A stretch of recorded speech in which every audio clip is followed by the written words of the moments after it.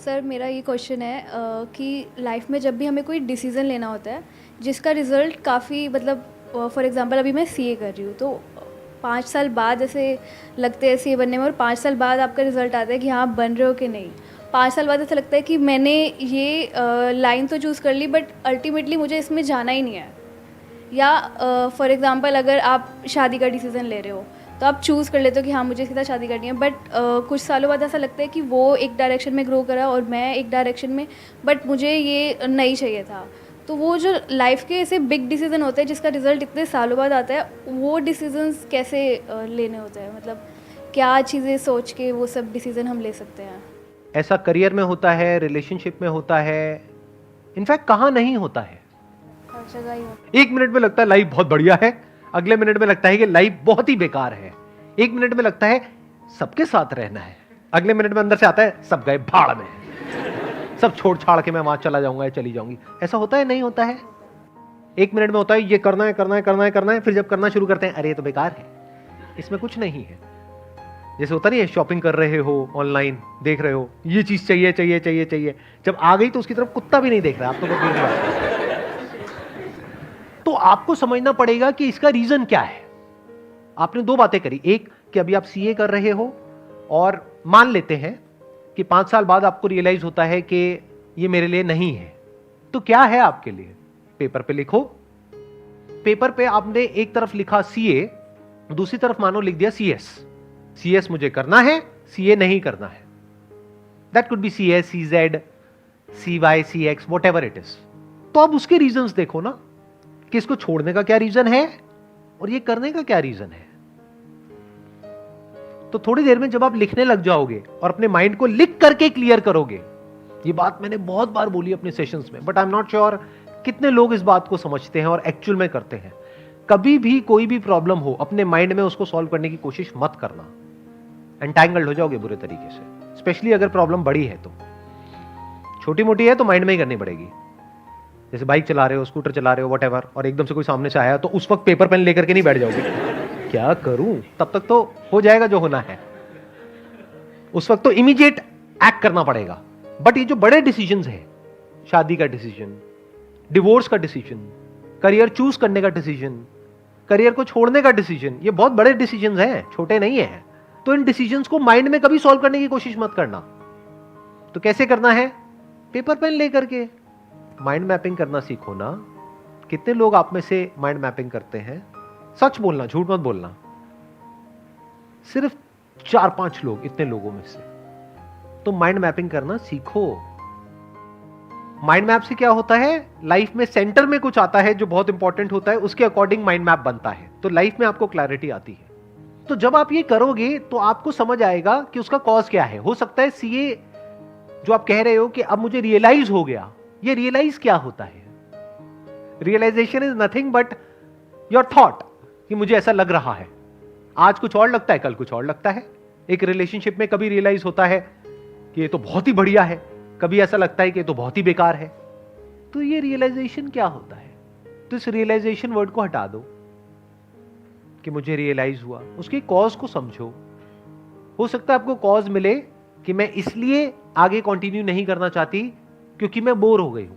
हो सकता है कॉज मिले क्योंकि इसमें बहुत एफर्ट है। ध्यान से समझो इन माइंड की गेम्स को। ये माइंड की गेम्स है हमारी, जो माइंड गेम्स खेलता रहता है आपके साथ में। तो पहले आपको कॉज को समझना है।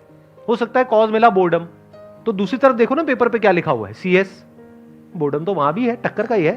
सही कह रहा हूं, गलत कह रहा हूं? या तो आपने लिखा होता दूसरी तरफ बंजी जंपिंग, मैं ये बंजी जंपिंग का वहां पे ऋषिकेश में जाऊंगी, वहां पे सेटअप करूंगी और खुद बंजी जंपिंग करूंगी डेली और लोगों को भी करवाऊंगी। तब लगा कि हाँ कुछ डिफरेंस है। एक तरफ सीए लिखा हुआ है, एक तरफ सीएस लिखा हुआ है, टक्कर के हैं दोनों। ऐसे ही बॉयफ्रेंड गर्लफ्रेंड में कंफ्यूजन हो या पति पत्नी में कंफ्यूजन हो, तो दूसरी तरफ लिखो किसी का नाम।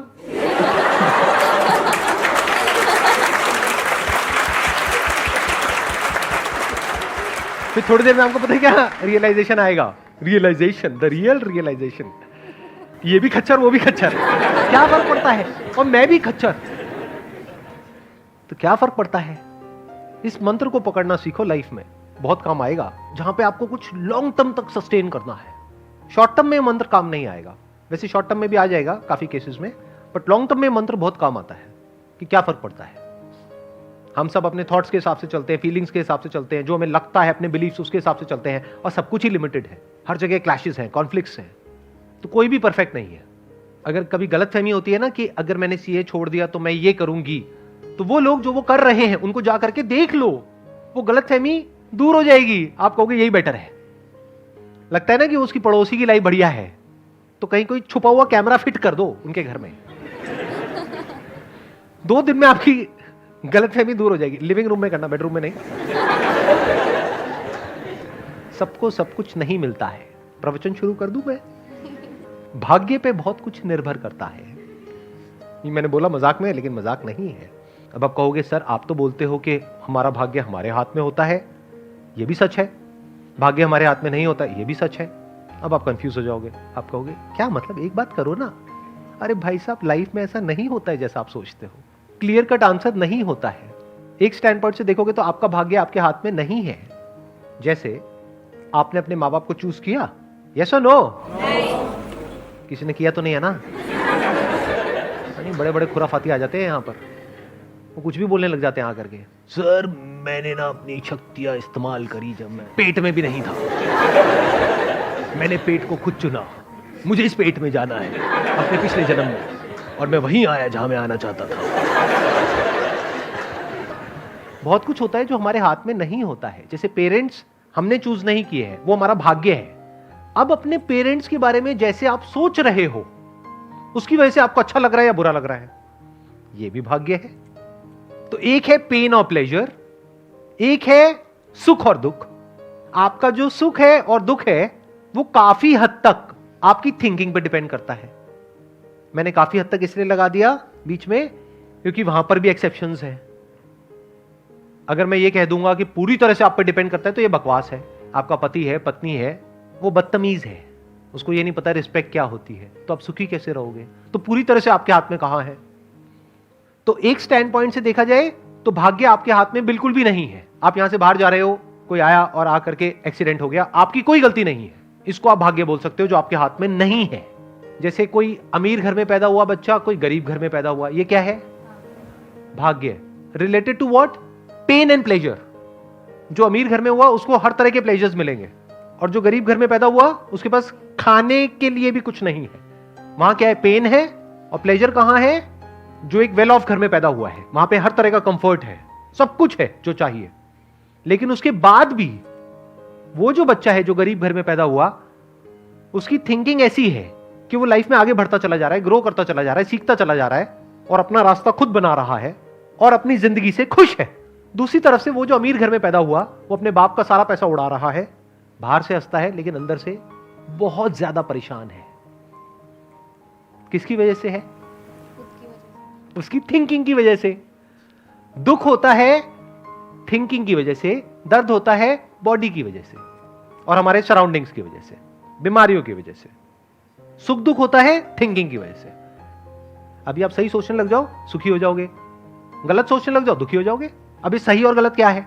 शादी करने से पहले सोच लो जितना सोचना है, एक बार कर ली तो मतलब अपने डिसीजन को बार बार बोलो, थोड़ा सा दिमाग लगाओ। सही सोच क्या है और गलत सोच क्या है? मैंने क्या कहा? फॉर्मूला क्या है? सही सोच की वजह से हम सुखी होते हैं, गलत सोच की वजह से दुखी होते हैं। तो पहले जितना सोचना है सोच लो। वो भी आपको लग रहा है कि मैं सोच करके शादी कर रही हूं, उसमें भी भाग्य का बहुत बड़ा रोल है। क्योंकि आप कब कहां किसको मिले और फिर मिल करके कब किसको किसकी आदत पड़ गई पता ही नहीं लगता है। लाइफ ऐसी तो होती है। फिर सही गलत समझ नहीं आता है जब दिल का मामला होता है। या फिर अरेंज मैरिज हुई तो वो तो पूरी तरह से ही भाग्य हो गया।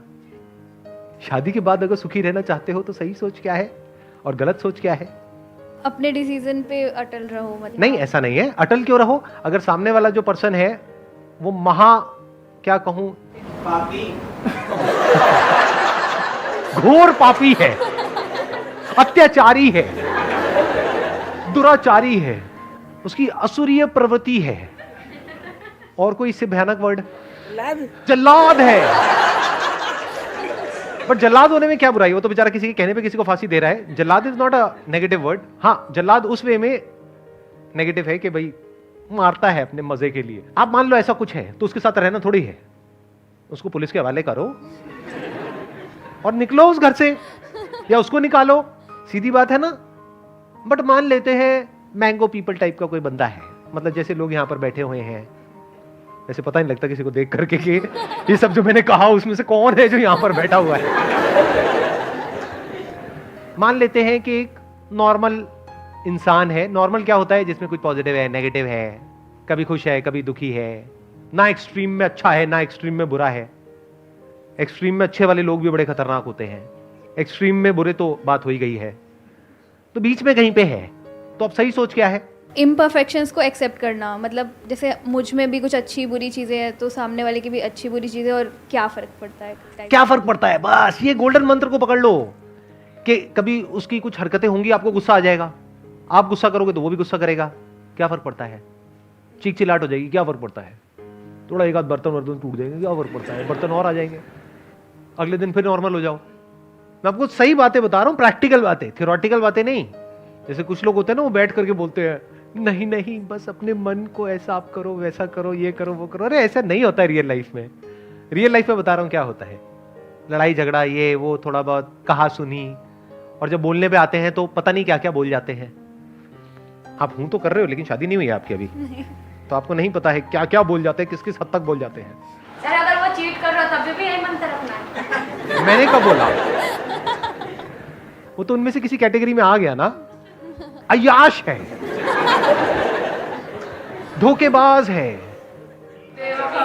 बेवफा है। कुछ वर्ड छूट गए होंगे, अभी भी आप समझ लेना इशारों में कि अगर ऐसा कोई है तो छोड़ दो। बट अगर मैं कह रहा हूं ना बीच में कहीं पर है, नॉर्मल इंसान है, बेचारा है, आप बेचारी हो, ठीक है, क्या फर्क पड़ता है? तो ऐसे जब आप समझ लेते हो चीजों को और ऐसे सोचने लग जाते हो तो अब आप चिल हो जाते हो। चिल पता है ना क्या होता है? क्या होता है? एक ना तो एक्सट्रीम मतलब किसी भी इमोशन को एक्सट्रीमली नहीं लेना। अब फालतू की एक्सपेक्टेशंस ही नहीं है ना माइंड में। फालतू की एक्सपेक्टेशंस ही तो जड़ है सारी की सारी प्रॉब्लम की, कि मेरा पति ऐसा क्यों नहीं है, मेरी पत्नी ऐसी क्यों नहीं है, रोज सुबह उठ करके मेरे माँ बाप के पैर क्यों नहीं छूती है। अरे वो सुबह उठती ही नहीं है टाइम से।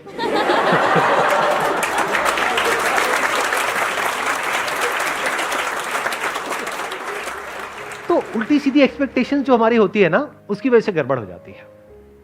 तो कोशिश करो, अगर किसी से शादी भी कर रहे हो, अगर कर रहे हो तो, करनी नहीं करनी आपकी मर्जी, तो ऐसे इंसान से करो जो थोड़ा रियलिस्टिक सा हो, प्रैक्टिकल सा हो। जब थोड़ा टाइम स्पेंड करोगे, कुछ मीटिंग्स करोगे, अगर अरेंज मैरिज है, और लव मैरिज करोगे तब तो पता लग ही जाएगा, 2 4 6 महीने में पत्ते खुल ही जाते हैं एक दूसरे के।